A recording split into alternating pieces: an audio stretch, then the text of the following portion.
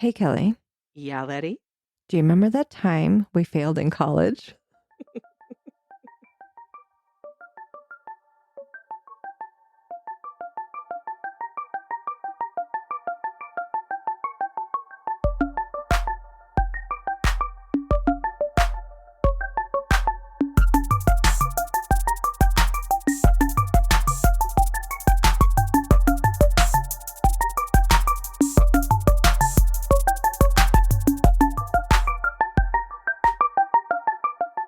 Hi, good Hi. morning. Good morning. How are you? I sound a little gravelly today. Hi.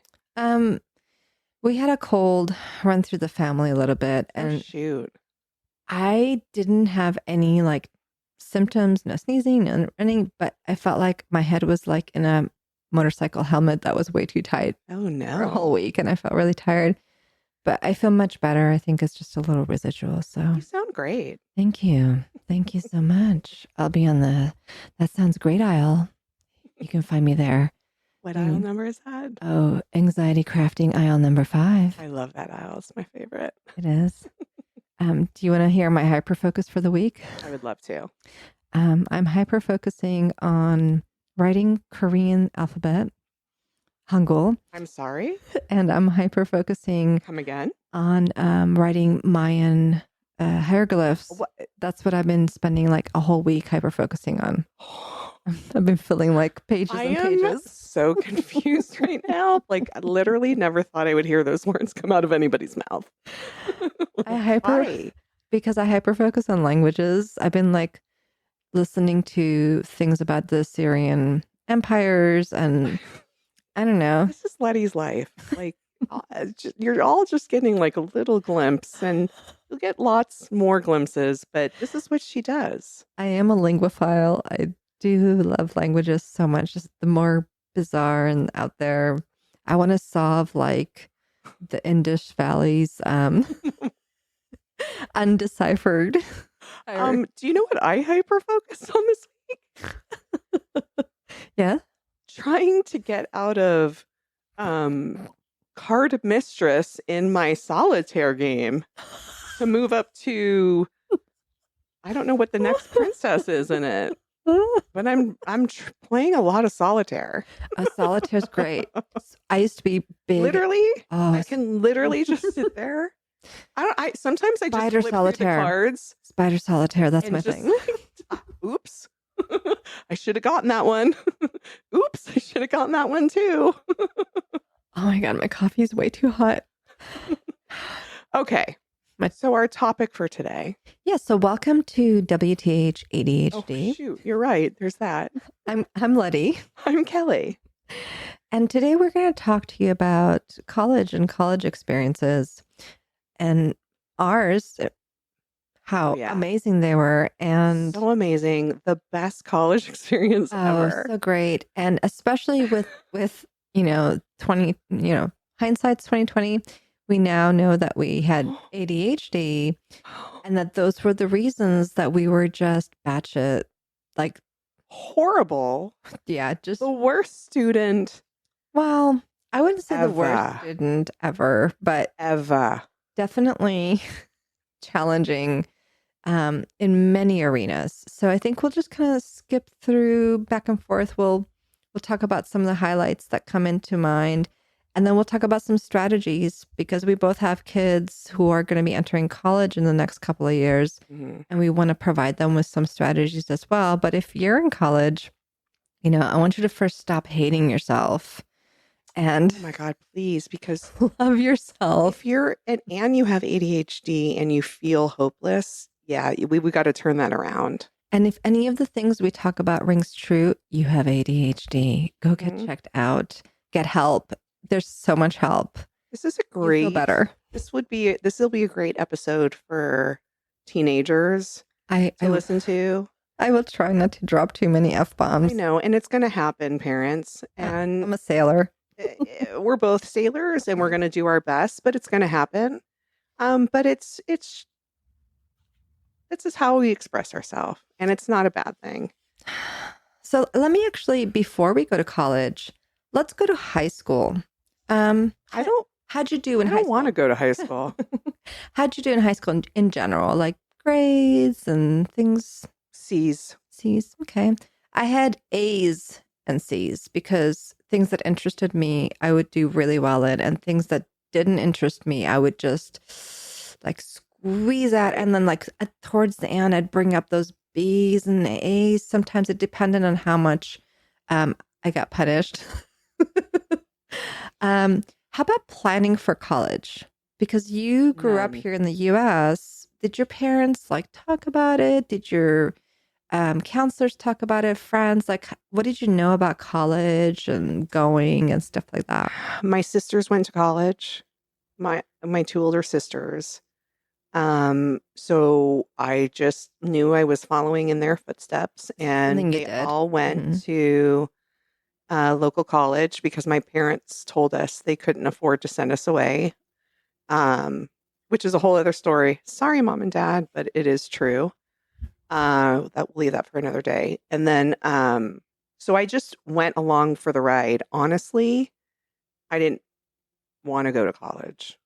School wasn't my thing back then, before I knew why school wasn't my thing, because I just didn't feel like I was smart enough. Every time I studied, I never got good grades. So I didn't want to go to college. I didn't want to have to go spend 4 years doing all that again. It's like freaking torture. But I had to because my parents told me, and that's what we did. Okay. And then you applied to colleges. I applied to 2 colleges.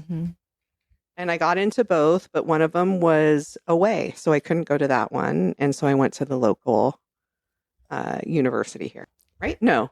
State or Cal State. Yeah. Okay. And commuted to school, basically. So for me, we were immigrants, and my dad certainly didn't go to college, and my mom didn't go to college. Went to like trade school for pharmacist, I think. My parents didn't go to college either, by the way. Like, they graduated high school and that was it. And we never really talked about college, but I did see, like, growing up, like, that college was like a thing, like in movies, all the 80s movies, you went to college, and then people talked about it in school. And I guess it's something you did, but I had no idea what it took to get into college. Like, grades mattered, or extracurricular things, or test scores. Right. Like, there was no test prep for me or anything. Like, I didn't even know what the SATs were. I didn't understand it fully. Right. And then I really was so bored in school, and I had skipped a grade. And then I wanted to, like, just not go to 12th grade and graduate, because I'd taken almost all my classes through 11th grade already. And I could have probably, like, taken like one more thing in summer and graduated. Right. But I was only 16 at that point.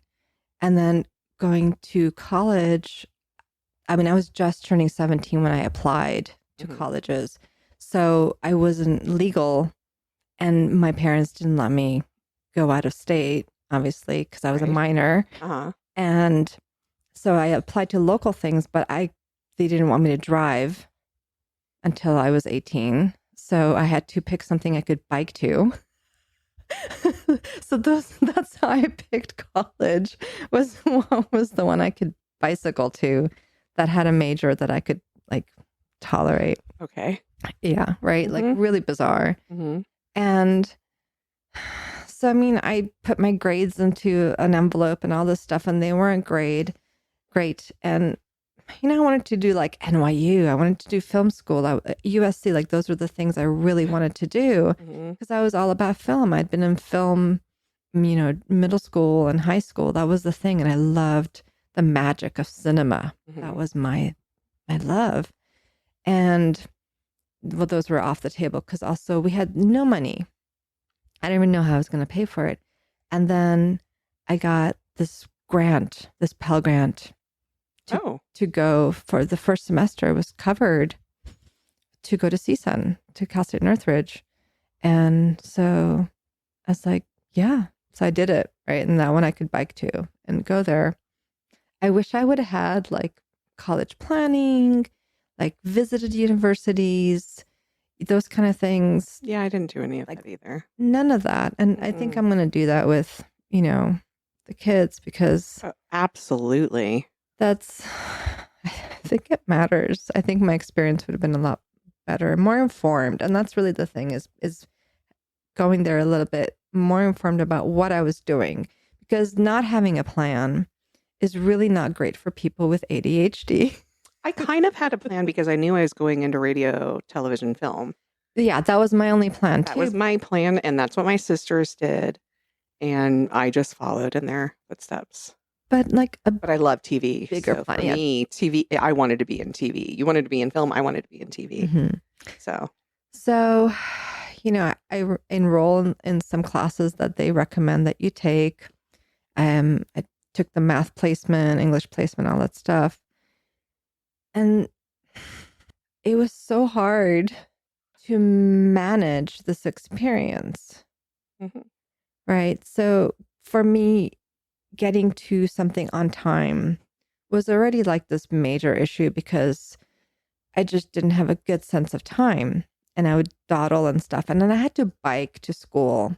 So most of the time, my first class, I would arrive like sweating because I'd been pedaling like a beast with my backpack on, a water bottle, helmet. I'd look like salt dried on my face, I would come into class just a mess. And of course, that's like really not the state of mind you want to be in. No. Learn. I'd sit down for my first class, which whatever it was. And then I'd kind of need time to actually get in that space, that zone. So of course I'm not hearing like the first half hour, whatever it is, if it's like a hour class. Mm-hmm. And then high school, I don't know how you studied, but I didn't. No, I didn't really study either. I would it was night before real quickly. Yeah. And honestly, I have to read things like 85 times to retain it. So I only read it once, so I didn't retain anything. Yeah, I would open the book like the day before, or the night before, rather, not the night before. The night before, maybe around 11, because I'd been procrastinating, doing all kinds of other things because I knew I had to get that done. And then I would just read the book and then hope for the best. Mm-hmm. And usually that worked out really well, but cross your fingers. Things were getting... it never worked well for me. Were getting harder, and I didn't know how to take notes.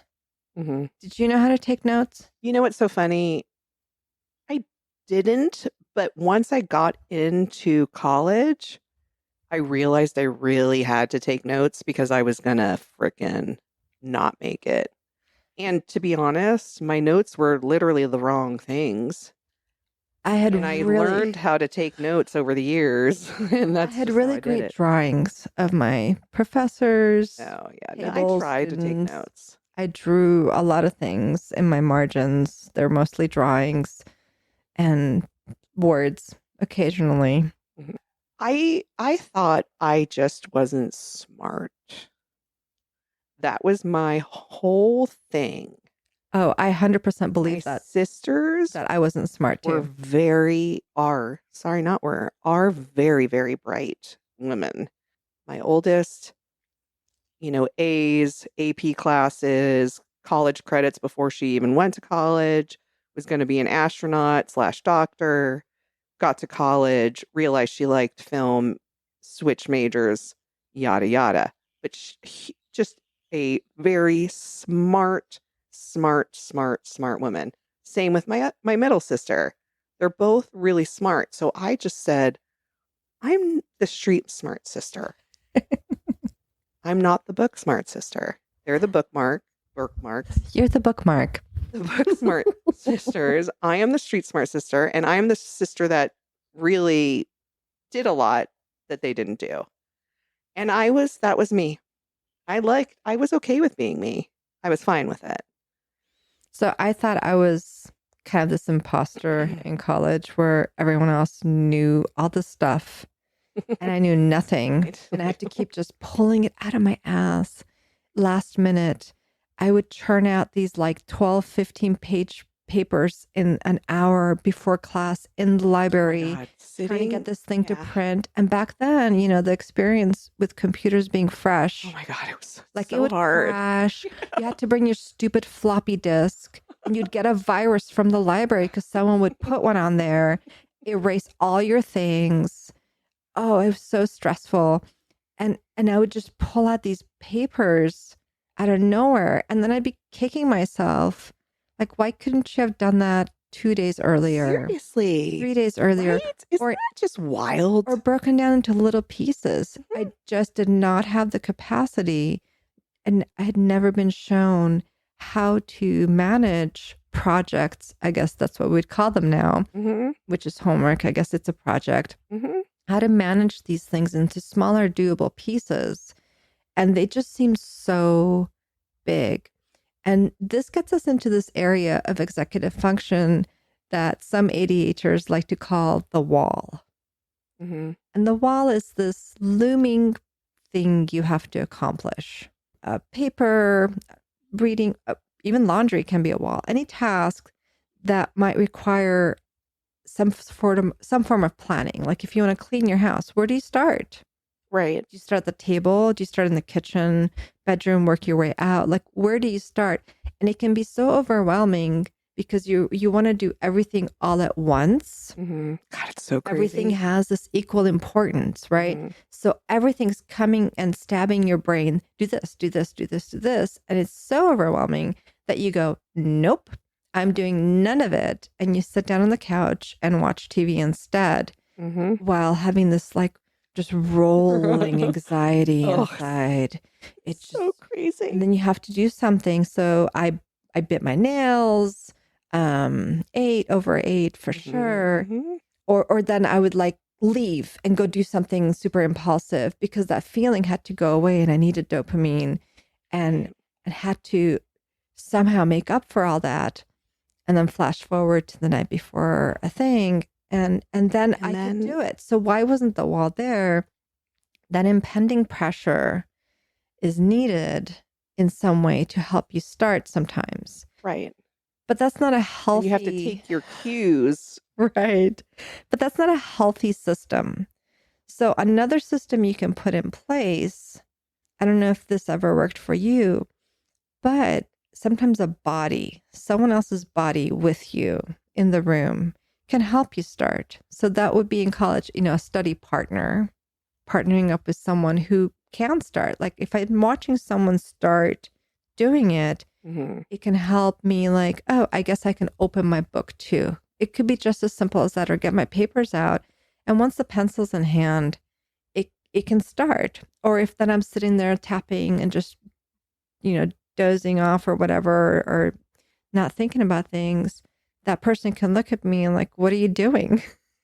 And that can help me bring myself into that space too. I don't know. I do think it's from ADHD, my lack of memory. Because I do not have a lot of memories. Yeah, so college. Yeah, working memory and short-term memory can be impacted too. I have very, very, very few memories of being in college, actual school. Yeah.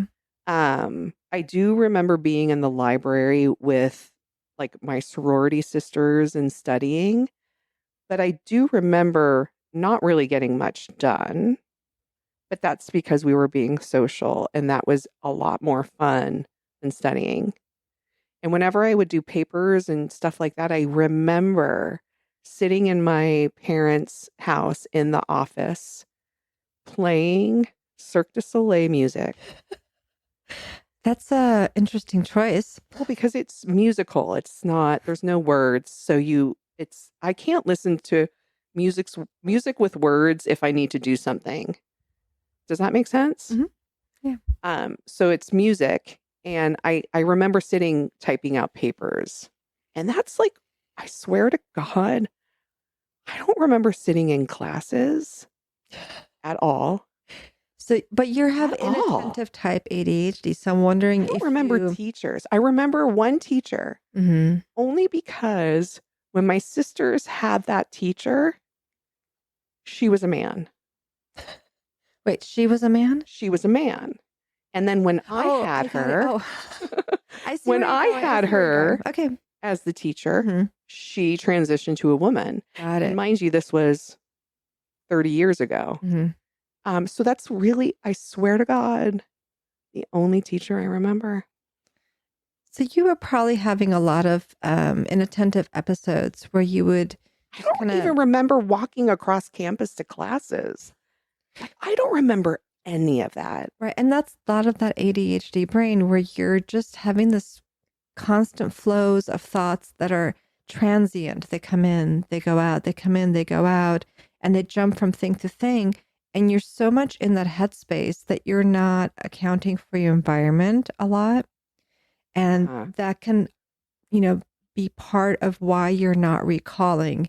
You didn't have anything tying you to that experience. Typically, we remember things that have some sort of difference, some sort of change. Anything that's really more routine, we tend to kind of go through and not acknowledge as much. And when you're not acknowledging your environment and your experience, you tend to have poorer recall of that set. I remember a big experience. I don't remember what class this was, but I remember going to this class, getting a coffee from the vending machine, drinking the coffee. And that was really the first time I had coffee because I needed it. I heard about it and I needed it so bad. And I had my first coffee buzz before that class. So you were experiencing... Yeah. And that I remember. And I went every class I went and got a coffee. Right. So that stimulant, you needed it because your brain didn't produce enough. But I don't remember what class it was, where I was going, nothing else. Remember that your body felt right or more righted having had that stimulant. Isn't that wild? I don't remember anything. It's so weird. So, I got through my first semester of college and that was the Pell Grant. And then I didn't have any more. So I had no money to go to school. I mean, nothing, right? So I got a job and basically dropped out for the semester to get more money to go back to school. And then that kind of became my cycle is I would go and work and then take a semester off and go back in. But I kept changing colleges because I felt like maybe I wasn't in the right environment. Like, this isn't the place for me. So I went to like community college because maybe I needed to go there. And community college was good because I found a mentor.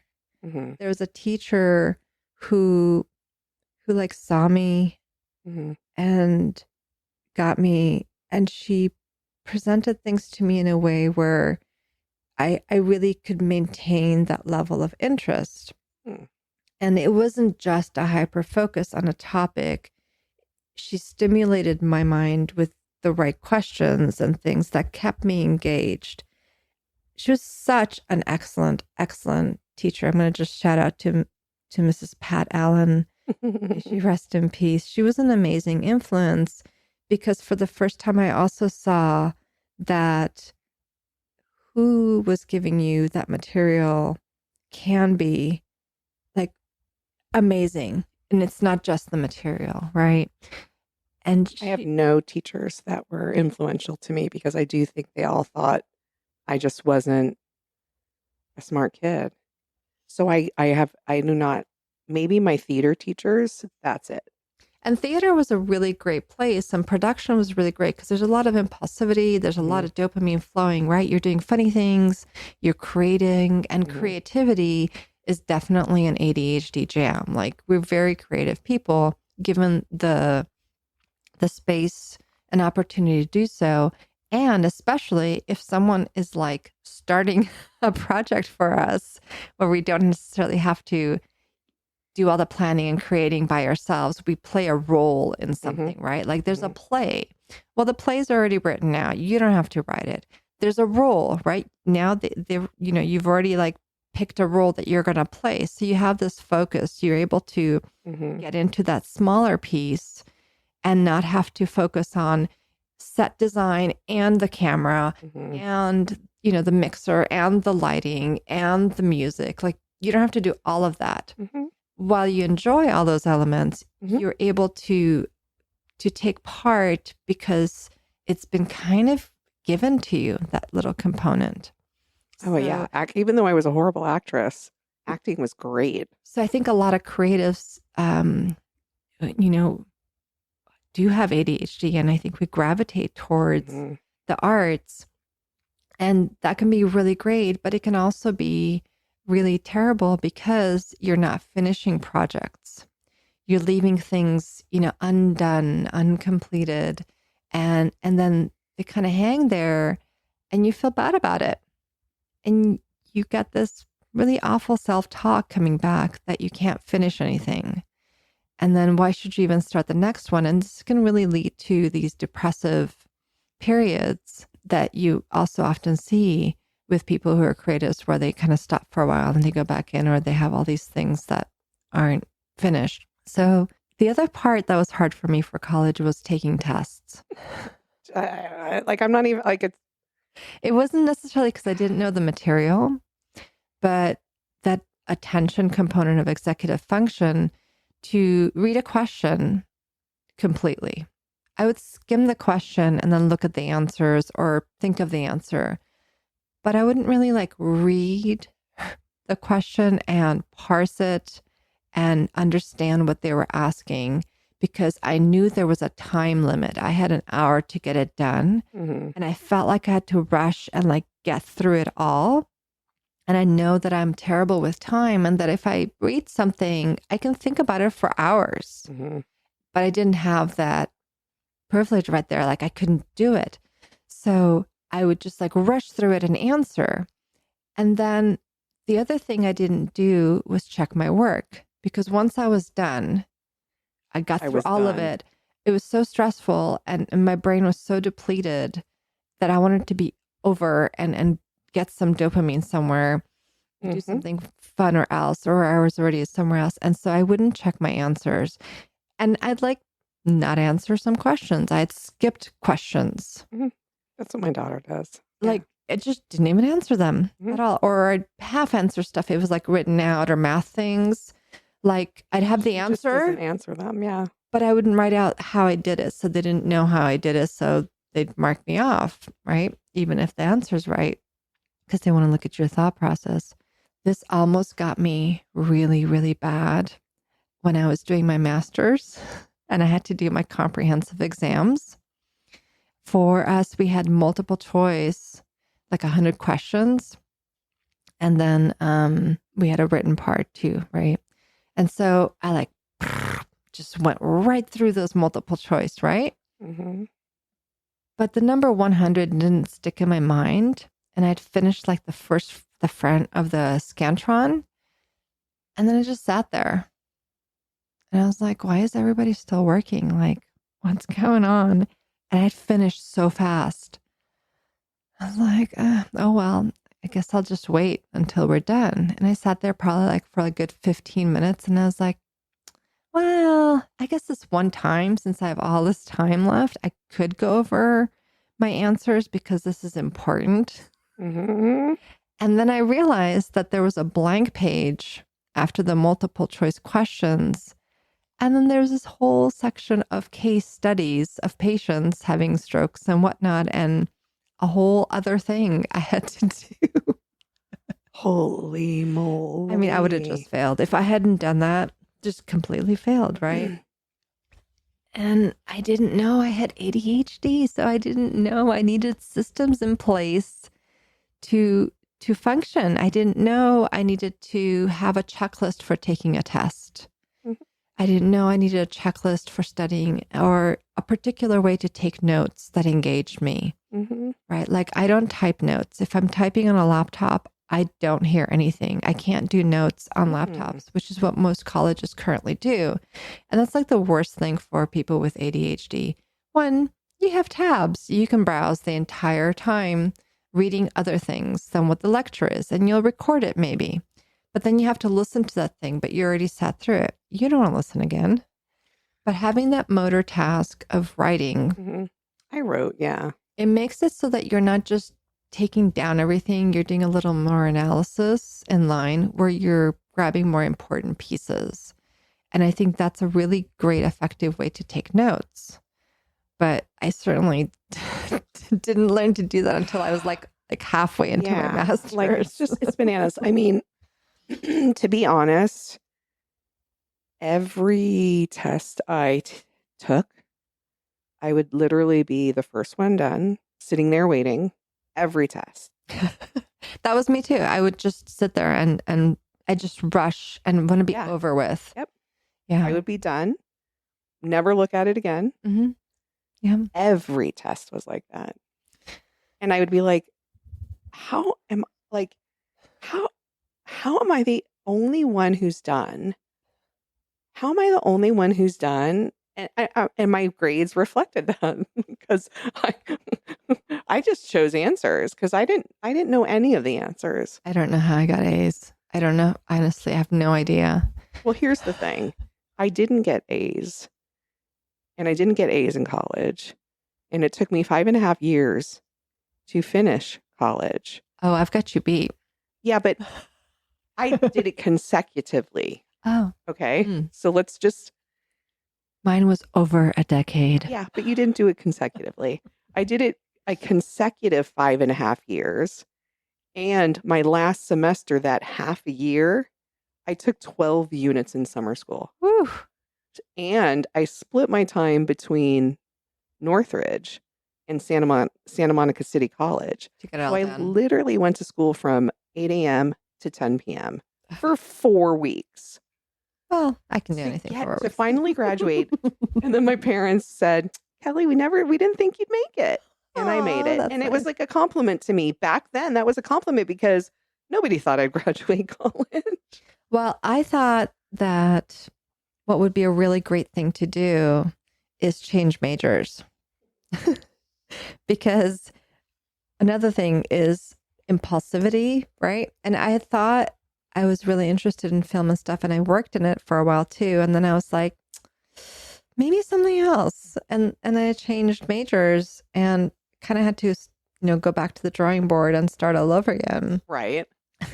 That is bananas. So I think that's something else too that, so I think when we look at college as an experience with ADHD and you're not medicated, the whole component that's really weak with ADHD of executive function just comes crashing in.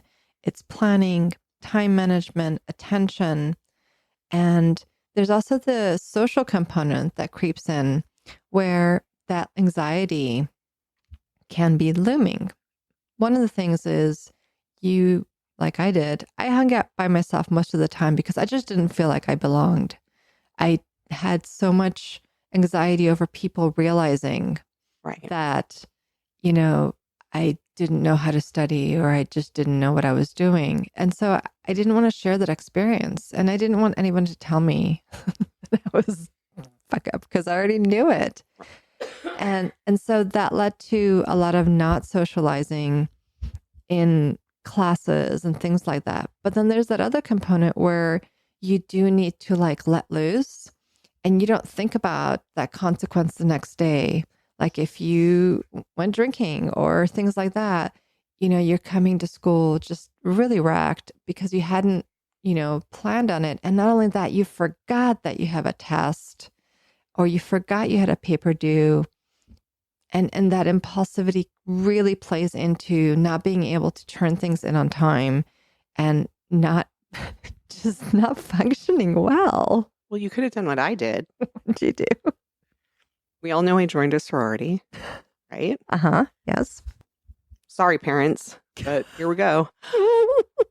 In that sorority that I belonged to, there was a drawer at the house. Oh, Kelly, tell us about the sorority drawer.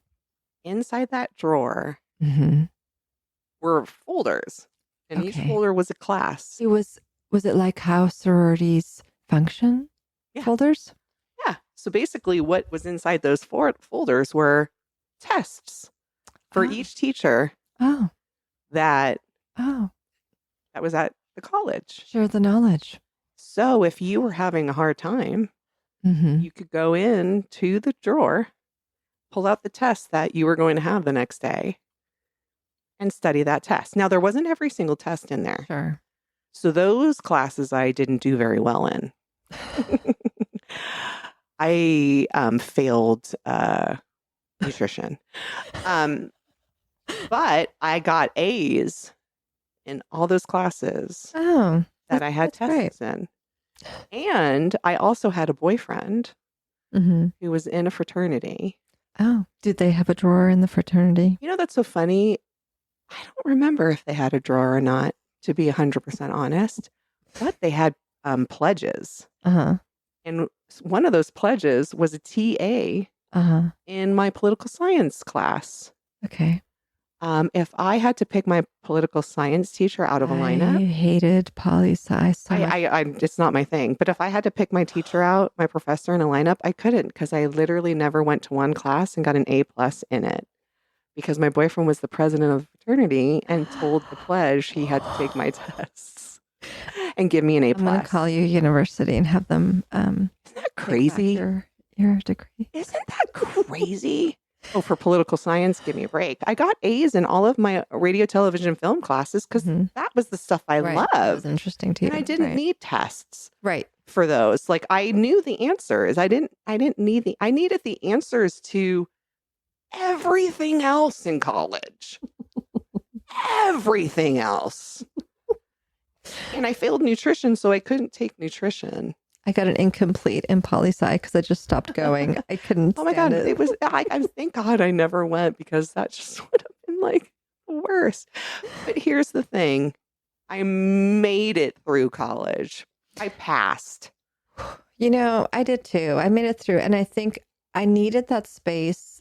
You know, it took me over a decade, but I did mature through that time. Sure. Where I began to have some systems in place to be able to study. Right. You had to. Yeah. So I think now the thing I really wish, and these are the things that I have regrets about, I wish I would have walked into the health office at the university. Oh, I always did that. And asked for a test for ADHD. Oh. Because I could have, had some sort of support, or even just started. You didn't know what it was. No, but I could have maybe gone in there to do counseling had I known. I didn't even know back then. I know. Nobody would have said anything. Well, what I'm saying is, this is why we need to look at these symptoms. So if a teacher is telling you that you need to just apply yourself, if a teacher's telling you that you could be so good at this, but you're not turning your workload, like as a teacher, I think you should recognize when you can make that suggestion to that student that maybe there's some sort of executive function difficulty, and help them rather than tell them that if they just studied harder and did things harder, they could do really well, because harder isn't the answer. The answer is having tools. For example. But I feel like professors, depending on the professor, they're going to say you should have learned that in high school. But that's the thing. You need to provide training for academics. I'm sure there's that now. Right. About paying attention to these signs for students. Because agreed. There's so many accommodations. In college, you can have a note taker. You can have someone take notes for you. You can have more time on exams. Right. There's things that are available to you. You can also probably get free medication from the health office. Honestly, I got other things. That's where I went and got birth control for the first time, and it was free. Yes. So there's so much available, but you don't know. And I think even high school counselors should be providing this information to the teens. Hey, when you go to college, visit the health office. They have great resources. They have counseling. They have, actual psychologists who can talk to you if you're not feeling great. There's medical doctors available. You can even get vaccines, all this stuff to go in at least. The health office at colleges. I mean, my experience was tremendous. It was great. Yeah, I love the health office. And then if you're struggling with classwork, There's tutoring on campus. There's all kinds of things that are available that you don't think of when you have ADHD. You just don't think about it. But if you know ahead of time and can tour these things, meet some people that can help support you, then you're going to have a better experience. And I think thankfully we're going to definitely facilitate that with our kids. Yes, 100%. I don't want them to have the same experience I did and you did, feeling so shameful and feeling like I'm going to fail all the time. And what's so silly is you're so smart. You know what I mean? Like, that's what's the silliest thing about it, is you're so smart. The fact that you could think that you're not smart and going to fail is just mind-blowing to me. And now I know I'm not stupid. You're not like, stupid. Isn't that crazy? I'm actually probably as smart as my sisters. You are. I'm probably as smart as them, but I just never learned how to be smart. Book smart. Let's do that. Book smart. I'm very street smart, but book smart is my nemesis. I can just picture you like on the street, like I'm street smart. Bandana. Look at me, I'm street smart. You're so not street. I'm such a anyway. But I did have fun in college too, though. I know you didn't. Only because I socialized the majority of the time, and learning about my socialization there, because I can remember being exhausted after socializing and thinking I'm just hungover or I'm, whatever, but literally being mentally exhausted and having to separate and disassociate for a couple days and disappear to just kind of sit in my place. I did that a lot in college too. Well, I remember doing that. I take that back. I love school. And it's not the college thing of the whole experience that I loved. I love learning. Right. So I'd have this really great geology course, and it would just, amaze my mind. And I would, I do hyperfocus. I never got my mind. So I loved all the topics. But then my problem is all of a sudden I wanted to be a geologist, or I took like an architecture course and then I wanted to be an architect, right? Mm-hmm. And those impulsive hyperfocus things really like led me astray to not maintain my focus. So I have all these like courses that I took that had nothing to do with my major. Also, I took human sexuality. That was fun. Well, I'm sure it was. One of the classes was all about penises and all the different types and shapes and sizes. And they showed all the different shapes and sizes of penises so that you could see there was nothing wrong with you if you have this type of penis, flaccid. Okay. Or, that's a lot of great detail, but I don't think we need that right now. But, that's what I did. Really? That's how we're going out? All right. I took a sexual deviance course. Interesting. I mean, it was fascinating, wasn't it? Well, I mean, in college, you're supposed to be learning all this stuff and figuring stuff out. So those were all good. And I learned so much more than all the different shapes and sizes of penises. But this is the only thing that I remember from the class. Well, let me move off that for just a gentle moment. I think really what we need to look at too is, because college can be so disheartening and so difficult, that you do think it's not for you. But the truth is that it is. You get so much from that experience, and from that growth, you go outside of your norms, and it helps you really become yourself. You figure out more about yourself through the college. Beginning. It's definitely the beginning. Yeah. So, if you're out there struggling, just know that we feel you, and a lot of people feel you. Find your people. Yes. Find groups. And there are groups out there. You will find them. Or find that person who really helps you study because they don't have ADHD and they know how to do it. Mm-hmm. And don't be afraid to ask for help. Yeah, don't be afraid. It's okay. Everyone's got their struggles in many different ways. And I think it's okay. It's okay for you to feel that way, but don't do it alone. Share. Exactly. I think that's a big thing. And recognizing these troubles that you're having, really pay attention to them and talk about them and get them out in the open. And it'll just make your experience that much better. Yeah. Yeah. There you go. So I think we can wrap up our awesome college days. I love it. Yeah.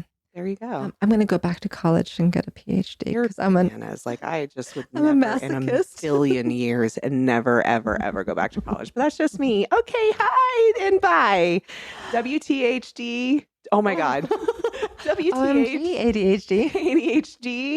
ADHD. Kelly and Leti signing off episode. Thank 4. you for being with us on this episode. Oh, and send some stuff into us. Send us your craziest college experiences or what you're scared about going to college about. Or just your experience of how you got through it and maybe what helped and what didn't help. Those would be really great for us to share as well. We'll post something on our Instagram and you guys can place your comments there. Bye. Bye.